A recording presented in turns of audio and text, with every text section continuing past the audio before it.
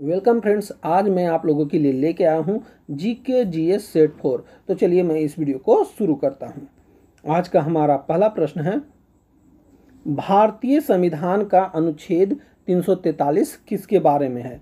तो अनुच्छेद 343 किसके बारे में है?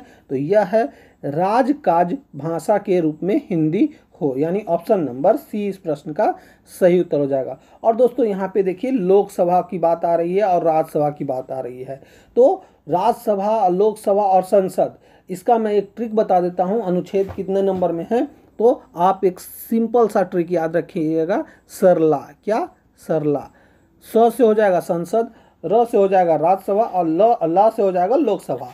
तो इसका ट्रिक क्या हो जाएगा संसद के लिए? 79, 80 और 81। ये आप ट्रिक याद रखेंगे। 79, अनुच्छेद 79 में संसद हो जाएगा, 80 में राज्यसभा हो जाएगा और 81 में लोकसभा हो जाएगा। ये आप ट्रिक याद रखिएगा, सरला। अब चलते हैं हम अगले प्रश्न की ओर। हमारा अगला प्रश्न है, किस भौतिक मात्रा को सीमेंस में मापा जाता है? तो सीमेंस में किसे मापा जाता है दोस्तों? तो यह मापा जाता है विद्युत चालकता को, यानी ऑप्शन नंबर ए इस प्रश्न का सही उत्तर हो जाएगा। और दोस्तों यहाँ पे आप ऑप्शन नंबर डी देख रहे होंगे, विद्युत विभव। तो विद्युत विभव को किस में मापा जाता है? तो वोल्ट में मापा जाता है दोस्तों, ये आपको याद रखना है। अब चलते हैं हम अगले प्रश्न की ओर। हमारा अगला प्रश्न है, चंद्रगिरी का किला 11वीं सदी में बनाया गया एक ऐतिहासिक किला है, यह कहाँ स्थित है?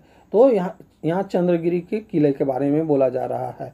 यह कहाँ स्थित है? तो यह आंध्र प्रदेश में स्थित है, यानी ऑप्शन नंबर सी इस प्रश्न का सही उत्तर हो जाएगा। और दोस्तों काफ़ी बार एग्जाम में क्वेश्चन पूछा जाता है कि चंद्रगिरी का किला का निर्माण कब हुआ था? तो यह 11वीं सदी में हुआ था, ये आप देख सकते हैं। और इसका निर्माण किन्होंने करवाया था? तो श्री कृष्णदेव राय द्वारा इसका निर्माण कराया गया था, ये आप याद रखेंगे। ठीक, अब चलते हैं हम अगले प्रश्न की ओर। हमारा अगला प्रश्न है, स्पंज किस प्रजाति के अंतर्गत आता है? यहाँ स्पंज की बात कही जा रही है दोस्तों। तो स्पंज किस प्रजाति के अंतर्गत आता है? तो यह आता है पोरीफेरा के अंतर्गत, यानी ऑप्शन नंबर सी इस प्रश्न का सही उत्तर हो जाएगा। और दोस्तों स्पंज कैसा है जीव, कैसा जीव है? तो यह बहुकोषीय जीव है, ये आपको याद रखना है। और प्रोटोजोआ के अंतर्गत कौन आता है दोस्तों? तो अमीबा जो है प्रोटोजोआ प्रजाति के अंतर्गत आता है। और यहाँ निडेरिया की बात करें तो निडेरिया के अंतर्गत आता है हाइड्रा, ये आप याद रखेंगे। और एनिलेडा के अंतर्गत आएगा केचुआ, जो लीड के आकार का चलता है। ठीक है, तो ये आपको याद रखना है। अब हम चलते हैं अगले प्रश्न की ओर। हमारा अगला प्रश्न है, लोकतंत्र का तात्पर्य है कि सार्वभौम सत्ता किसके हाथों में होती है? तो यहाँ लोकतंत्र की बात कही जा रही है, सत्ता किसके हाथों में होती है? तो लोकतंत्र का अर्थ ही होता है जनता, यानी कि जनता के हाथ में होगा सत्ता। तो दोस्तों अब हम चलते हैं अगले प्रश्न की ओर। हमारा अगला प्रश्न है, ओलंपिक पदक जीतने वाली पहली भारतीय महिला कौन थी? यहाँ ओलंपिक पदक की बात कही जा रही है। तो ओलंपिक पदक जीतने वाली पहली भारतीय महिला कौन थी? तो यह थी कर्णम मल्लेश्वरी, यानी ऑप्शन नंबर सी इस प्रश्न का सही उत्तर हो जाएगा। और उन्होंने यह पदक कब जीता था और कौन सा पदक जीता था? तो यह उन्होंने 2000 में, सन 2000 में यह पदक जीता था, वो भी कांस्य पदक, ये आपको याद रखना है दोस्तों। अब चलते हैं हम अगले प्रश्न की ओर। हमारा अगला प्रश्न है, मलयालम भाषा का मुख्य रूप से किस राज्य में बोली जाती है? मलयालम भाषा किस राज्य में बोली जाती है, ये पूछा जा रहा है क्वेश्चन में दोस्तों। तो यह बोला जाता है केरल में, यानी ऑप्शन नंबर डी इस प्रश्न का सही उत्तर हो जाएगा। और दोस्तों मलयालम भाषा लक्षद्वीप में भी बोला जाता है, ये भी आपको याद रखना है। और कभी कभी क्वेश्चन एग्जाम में क्वेश्चन ये भी पूछा जाता है कि असम में कौन सा भाषा बोला जाता है? तो असम में बोला जाता है बोडो भाषा, ये आपको याद रखना है। और कर्नाटक में कन्नड़ भाषा, और राजस्थान में जो भाषा बोली जाती है वो आपको याद रखना है, हिंदी व सिंधी भाषा बोली जाती है राजस्थान में। अब चलते हैं हम अगले प्रश्न की ओर। हमारा अगला प्रश्न है, गुजरात के गिर राष्ट्रीय उद्यान और गिर वन जीव अभयारण्य भारत में इकलौता वन जीव अभयारण्य है जिसमें क्या पाया जाता है? तो गुजरात में कौन सा जानवर पाया जाता है, वह किसके लिए प्रसिद्ध है? तो वहाँ एशियाई सिंह पाया जाता है, यानी ऑप्शन नंबर बी इस प्रश्न का सही उत्तर हो जाएगा दोस्तों। और बंगाल के में कौन सा पाया जाता है? तो बंगाल में बाघ पाया जाता है दोस्तों, ये आपको याद रखना है। और कांजीरंगा में एक सींग वाला गेंडा पाया जाता है, ये आपको याद रखना है। कांजीरंगा में एक सींग वाला गेंडा पाया जाता है, ठीक। और काला हिरन कहाँ पाया जाता है दोस्तों? तो काला हिरन राजस्थान के रणथंभौर अभयारण्य में पाया जाता है, ये आपको याद रखना है। अब चलते हैं हम अगले प्रश्न की ओर। हमारा अगला प्रश्न है, जब सूर्य भूमध्य रेखा के ठीक ऊपर आता है तो कौन सा मौसम आता है? तो यहाँ सूर्य भूमध्य रेखा के ठीक ऊपर आएगा तो कौन सा मौसम आएगा? तो वह मौसम आएगा बसंत का, यानी कि ऑप्शन नंबर सी इस प्रश्न का सही उत्तर हो जाएगा दोस्तों। और काफ़ी बार एग्जाम में यह क्वेश्चन पूछा जाता है कि बसंत विभव कब होता है? तो यह 21 मार्च को होता है, ये आपको याद रखना है। बसंत विभव जो है 21 मार्च को होता है। और शरद विभव कब होता है? तो यह 22 सितंबर को होता है, ये भी आपको याद रखना है, ठीक। अब हम चलते हैं अगले प्रश्न की ओर। हमारा अगला प्रश्न है, सिकंदर ने हाई डे स्पीच के युद्ध में किसको हराया था? तो यहाँ हाई डे स्पीच के युद्ध के बारे में बोला जा रहा है, सिकंदर के बारे में। तो उन्होंने पोरस को हराया था, तो यानी ऑप्शन नंबर ए इस प्रश्न का सही उत्तर हो जाएगा। और दोस्तों यह युद्ध लड़ा कब गया था? तो 326 ईसा पूर्व में लड़ा गया था, ये भी आपको याद रखना है। और सिकंदर भारत से वापस कब गया था? तो ये आपको याद रखना है कि 323 ईसा पूर्व में सिकंदर भारत से वापस गया था। और काफ़ी बार एग्जाम में क्वेश्चन पूछा जाता है कि सिकंदर कौन सा नदी को पार नहीं कर पाया था? तो वह नदी का नाम था व्यास नदी, ठीक, ये भी आपको याद रखना है। और हाई डे स्पीच का युद्ध जो लड़ा गया था वह कौन से नदी पर लड़ा गया था? तो यह लड़ा गया था झेलम नदी पर, यह भी आपको याद रखना है। अब हम चलते हैं अगले प्रश्न की ओर। हमारा अगला प्रश्न है, सूर्य का प्रकाश पृथ्वी तक लगभग कितने मिनट में पहुंचता है? तो यहाँ सूर्य के प्रकाश की बात कही जा रही है, वह पृथ्वी पर लगभग कितने सेकंड में पहुंचता है? मिनट में, सॉरी। तो यह पहुंचता है लगभग 8 मिनट में, यानी ऑप्शन नंबर बी इस प्रश्न का सही उत्तर हो जाएगा। और दोस्तों काफ़ी बार एग्जाम में यह क्वेश्चन पूछा जाता है कि पृथ्वी का कितना उपग्रह है? तो पृथ्वी का मात्र एकमात्र उपग्रह है चंद्रमा, ये भी आपको याद रखना है। अब हम चलते हैं अगले प्रश्न की ओर। हमारा अगला प्रश्न है, चालक का प्रतिरोध किस पर निर्भर करता है? तो यहाँ चालक का प्रतिरोध किस पर निर्भर करता है ये पूछा गया है।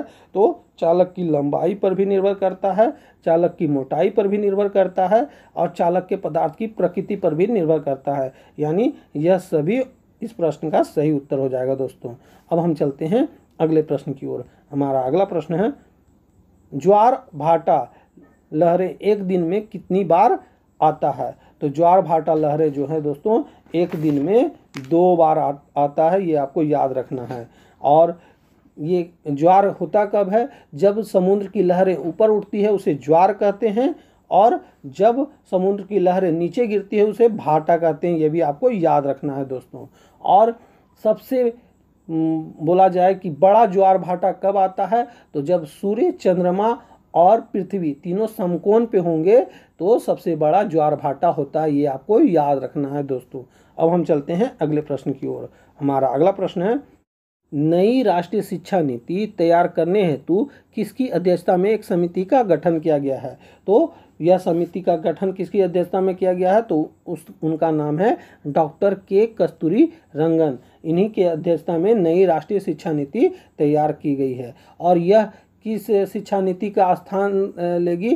तो यह 1986 में जो शिक्षा नीति बनाई गई थी उसका स्थान लेगी। और यह शिक्षा नीति किस प्रकार स्टार्ट किया गया है? तो 10+2 के स्थान पर 5+3+3+4 का नया पाठ्यक्रम लागू किया गया है, ये आपको याद रखना है।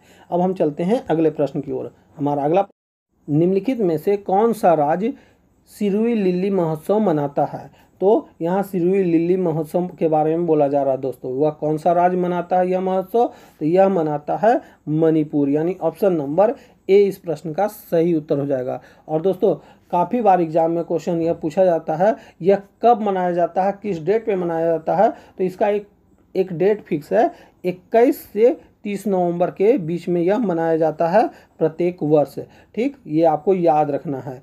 अब हम चलते हैं अगले प्रश्न की ओर। हमारा अगला प्रश्न है, कैलिपर का उपयोग किसको मापने के लिए किया जाता है? तो यहाँ कैलिपर का उपयोग किसको मापने के लिए किया जाता है दोस्तों, यह पूछा गया है। तो यह दूरी को मापने के लिए किया जाता है, ये आपको याद रखना है। अब हम चलते हैं अगले प्रश्न की ओर। हमारा अगला प्रश्न है, निम्नलिखित में से किस अंग को परमाणु बम कहा जाता है? तो वह कौन सा अंग है जिसे परमाणु बम कहा जाता है? तो वह अंग का नाम है लाइसोसोम, यानी कि ऑप्शन नंबर सी इस प्रश्न का सही उत्तर हो जाएगा। और दोस्तों काफ़ी बार एग्जाम में यह क्वेश्चन पूछा जाता है कि आत्महत्या की थैली किसे कहा जाता है? तो यह भी लाइसोसोम को ही कहा जाता है, आत्महत्या की थैली। और प्रोटीन की फैक्ट्री किसे कहा जाता है? तो राइबोसोम को, ये आपको याद रखना है। ठीक, अब हम चलते हैं अगले प्रश्न की ओर। हमारा अगला प्रश्न है, निम्नलिखित में से कौन गंगा की सहायक नदी है, नदी नहीं है? तो यहाँ गंगा की सहायक नदी कौन नहीं है, ये पूछा गया है। तो गंगा की सहायक नदी इसमें से चंबल नहीं है। यमुना गंगा की सहायक नदी है, गोमती गंगा की सहायक नदी है, और सोन भी गंगा की सहायक नदी है। इन तीनों गंगा की सहायक नदी है, परंतु चंबल गंगा की सहायक नदी नहीं है। अब हम चलते हैं अगले प्रश्न की ओर। हमारा अगला प्रश्न है, भारत के सर्वाधिक राज्यों की सीमा किस देश से लगती है? तो वह कौन सा देश है जो भारत के सर्वाधिक राज्यों की सीमा लगती है? तो वह है नेपाल, यानी ऑप्शन नंबर सी इस प्रश्न का सही उत्तर हो जाएगा दोस्तों। और वह कौन कौन से राज्य हैं जो नेपाल से लगते हैं? तो उन राज्यों का नाम है यूपी, बिहार, पश्चिम बंगाल, सिक्किम और उत्तराखंड। ये आपको याद रखना है। टोटल 5 राज्य जो हैं वह नेपाल से लगते हैं, ये आपको याद रखना है। ठीक, अब हम चलते हैं अगले प्रश्न की ओर। हमारा अगला प्रश्न है, मोहनजोदड़ो की सबसे बड़ी इमारत कौन सी है? तो मोहनजोदड़ो की सबसे बड़ी इमारत है अन्नागार, यानी ऑप्शन नंबर बी इस प्रश्न का सही उत्तर हो जाएगा दोस्तों।